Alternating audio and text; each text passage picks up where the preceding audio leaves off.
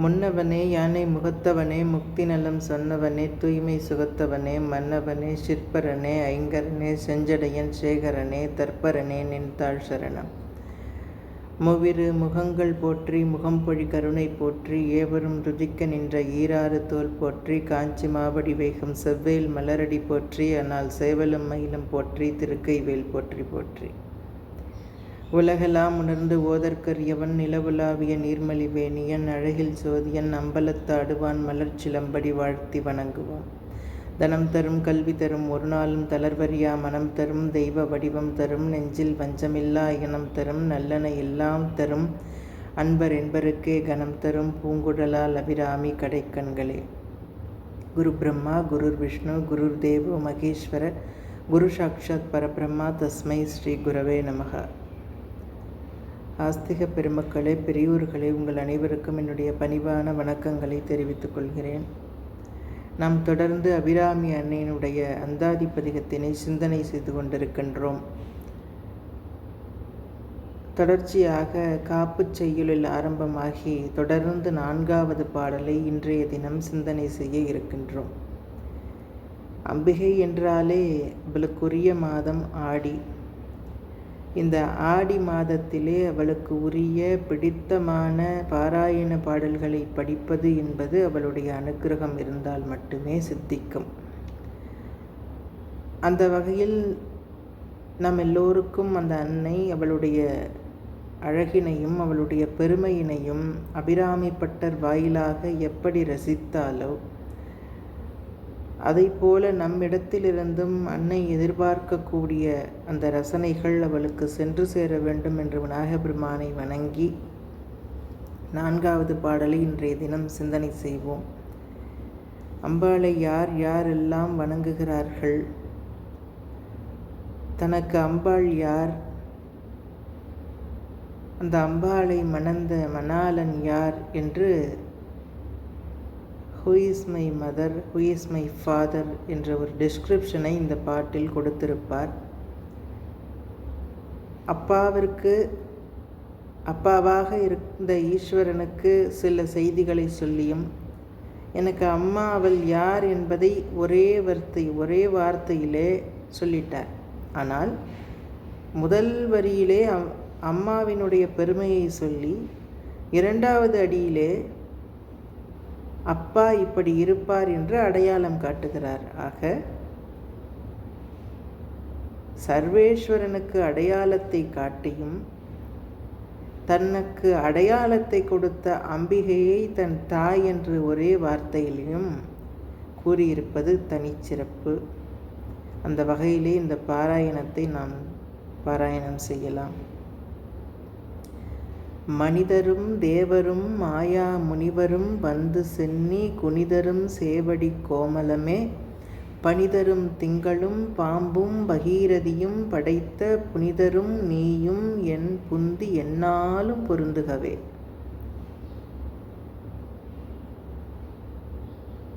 திருக்கடவூர் திருத்தலத்திலே எழுந்தருளி அருள்பாலிக்கக்கூடிய அன்னை அபிராமியை யார் யாரெல்லாம் சென்று வழிபடுகிறார்கள்?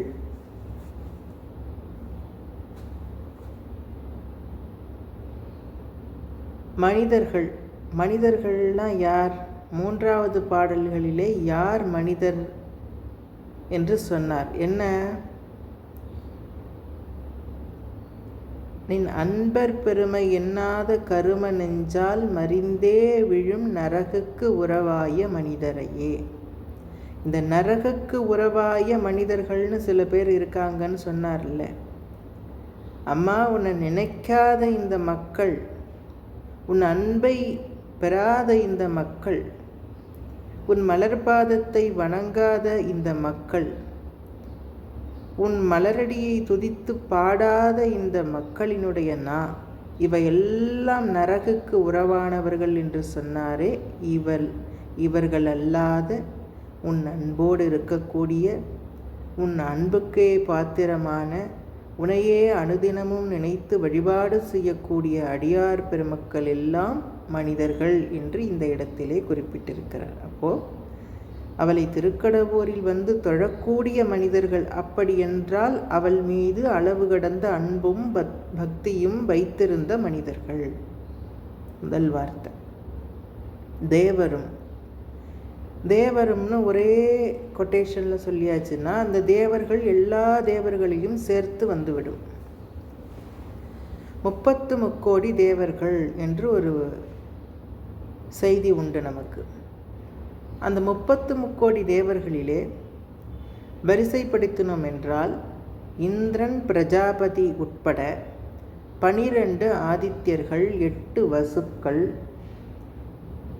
இந்த 11 ஏகதச ருத்ரர்கள், இவர்கள் எல்லாரும் சேர்த்து 30 தேவர்கள் என்று கணக்கு. 12 ஆதித்யர்கள்னா காஷ்யப மகரிஷிக்கும் அதிதி தேவிக்கும் பிறந்த மகன்கள் ஆதித்யர்கள். காஷ்யபருக்கும் திதிக்கும் பிறந்தவர்கள் ஆதித்யர்கள் என்றால் அசுரர்களும் கூட காஷ்யப முனிவருக்கும் திதிக்கும் பிறந்தார்கள். இப்படி மனித வர்க்கம், ஊர்வன வர்க்கம், பரப்பன வர்க்கம் இவையெல்லாம் காஷ்யப மகரிஷியின் மூலமாக அவர்களது பிறப்பு ஏற்பட்டது. அப்படி இந்த ஆதித்யர்கள், சூரிய பகவானுடைய இந்த 13 தோற்றங்களும் காஷ்யபருக்கும் அதிதி தேவிக்கும் பிறந்தார்கள் என்று பார்க்கிறோம். 12 ஆதித்யர்கள் என்றால் சூரிய பகவான் முதல் ஆரம்பமாகி அம்சன், ஆர்யமான், பாகன், மித்ரன், பூஷன், சாவித்ரன், துவஷ்டா, இந்திரன், வருணன், யமன், விஷ்ணு இவர்களெல்லாம் 12 ஆதித்யர்கள்.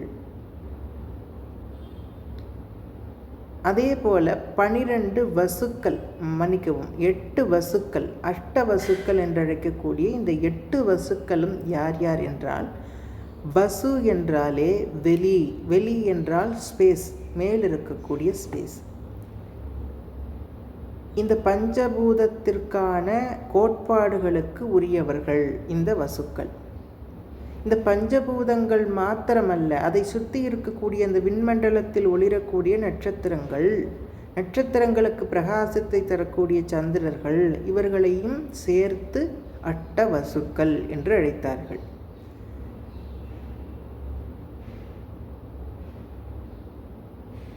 பிரஜாபதி மனுவினுடைய மகன், பிரஜாபதியினுடைய மகன்கள்தான் இந்த 8 வசுக்களும். அப்படி இந்த வசுக்கள் என்றால் தராவசு என்றால் நாம் இருக்கக்கூடிய இந்த பூமியை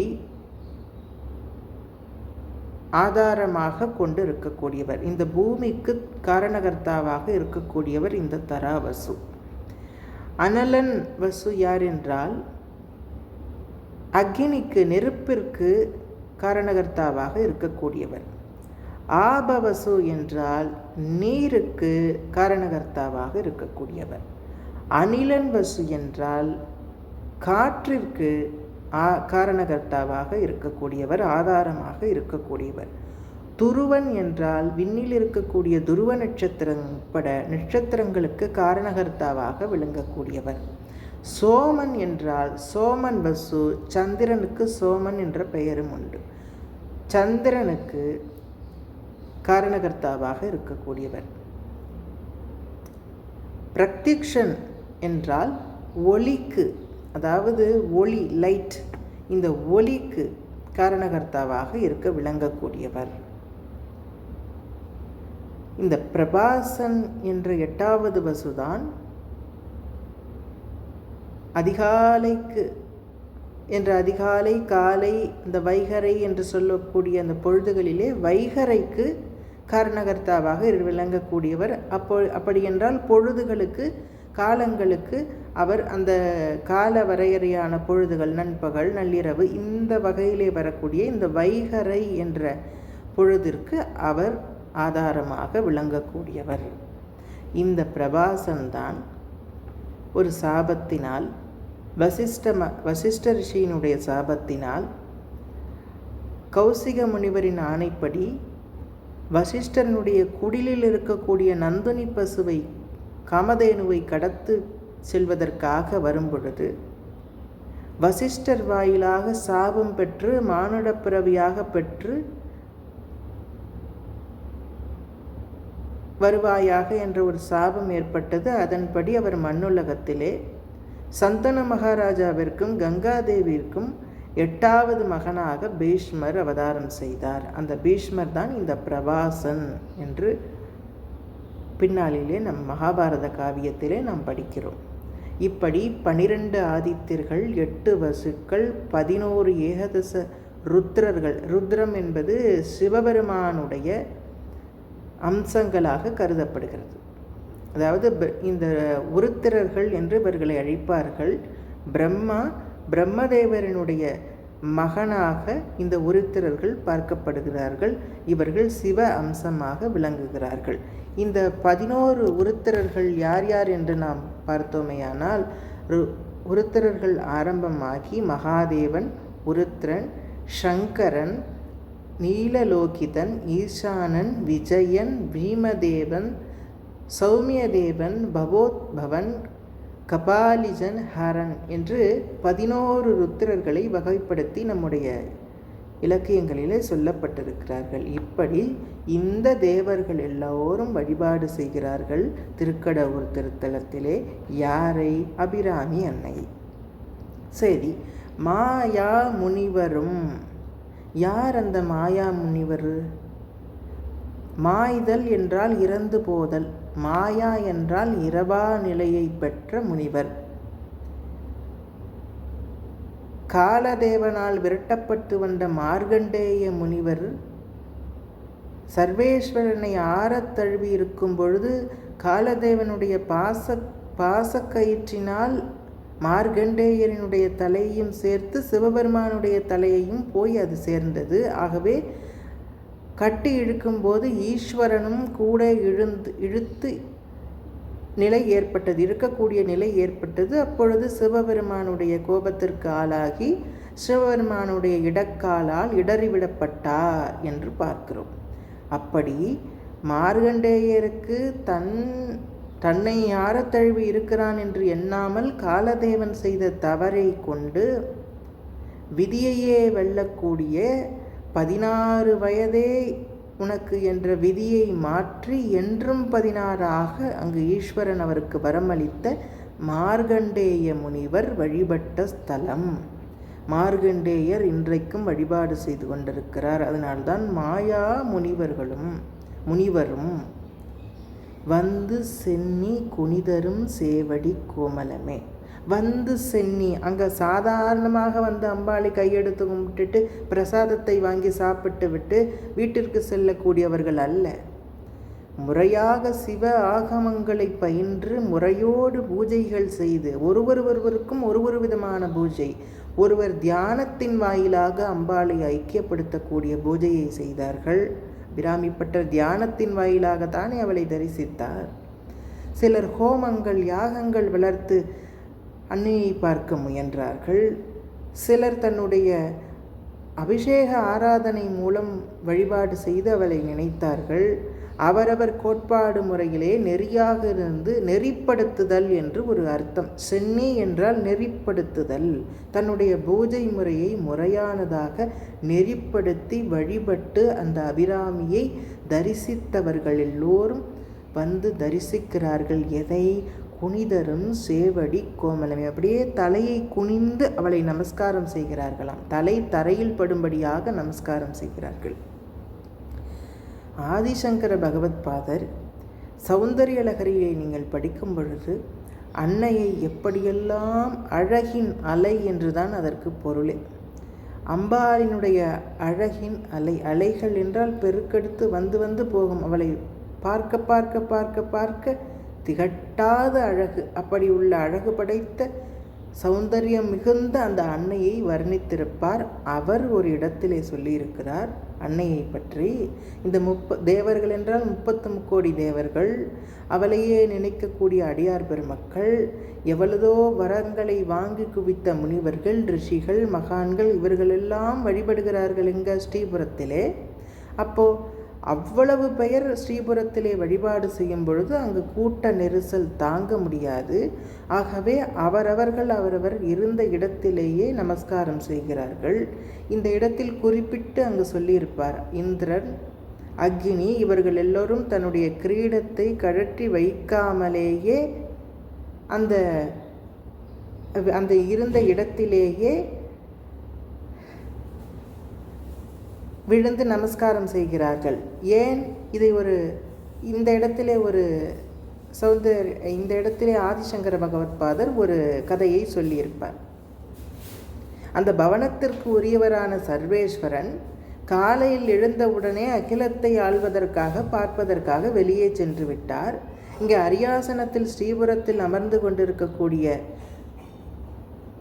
ஸ்ரீமத் சிம்ஹாசனேஸ்வரியாக விளங்கக்கூடிய, ராஜராஜேஸ்வரியாக விளங்கக்கூடிய, அகிலாண்ட கோடி பிரம்மாண்ட ஜனனியாக இருக்கக்கூடிய அந்த பராசக்தி, ஸ்ரீபுர நாயகியாக இருக்கக்கூடிய, சிந்தாமணி கிரகத்திலே எழிலோடு அமர்ந்திருக்கக்கூடிய, கதம்பவன வாசினியாக இருக்கக்கூடிய பராசக்தி அந்த சிம்மாசனத்திலே அமர்ந்திருக்கிறாள்.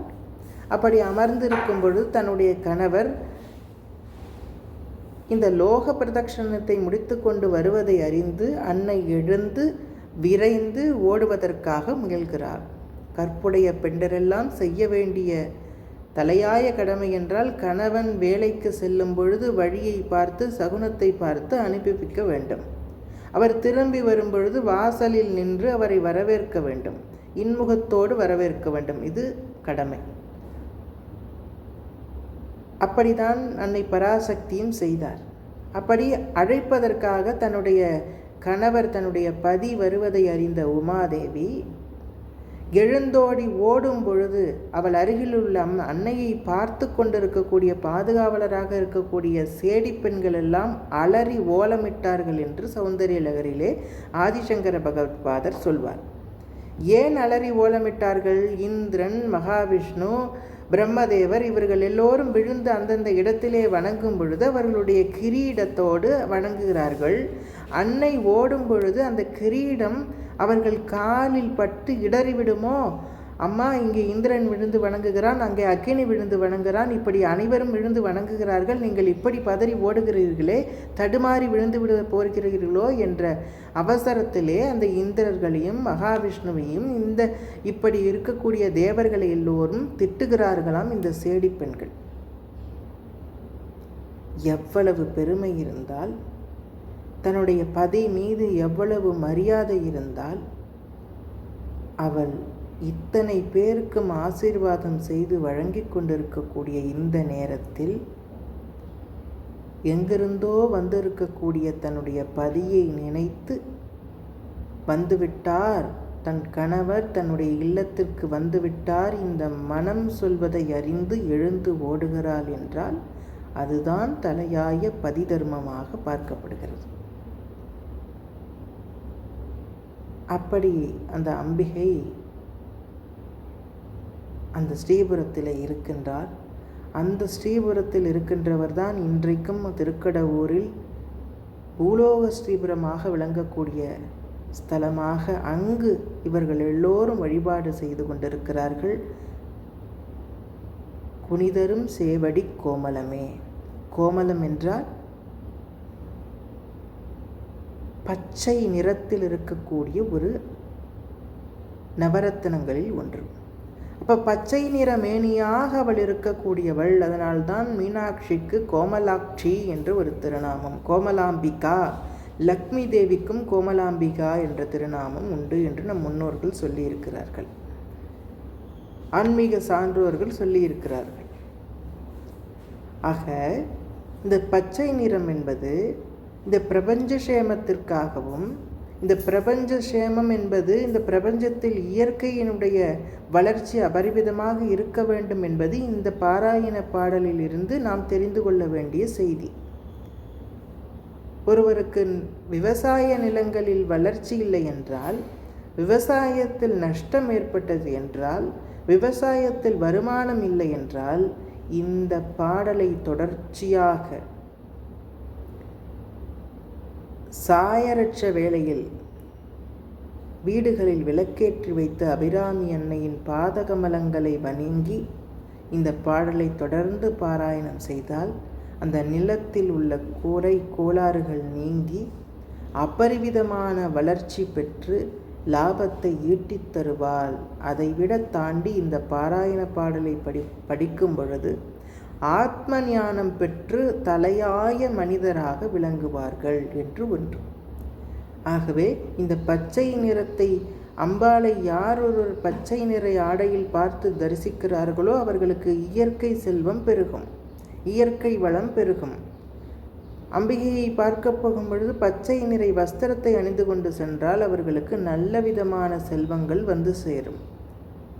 அப்படி பச்சை நிறத்திற்கு அவ்வளவு சிறப்பு, அம்பிகைக்கும் அவளுக்கும் அவ்வளவு சிறப்பு, நெருங்கிய சிறப்பு இந்த பச்சை நிறத்திற்கு உண்டு. அப்படி பச்சை நிற மேனியுடன் இருக்கக்கூடிய கோமலாம்பிகையே கோமலமே என்று ஒரு டிஸ்கிரிப்ஷனை அம்பிகைக்கு முதலில் கொடுத்துவிட்டு சுவாமிக்கு சில செய்திகளை சொல்லி அவரும் அம்மா நீயும் என்று ஒரே வார்த்தையிலே அந்த பாடலை நிறைவு செய்வதே தனிச்சிறப்பாக இந்த பாடலில் பார்க்கப்படுகிறது.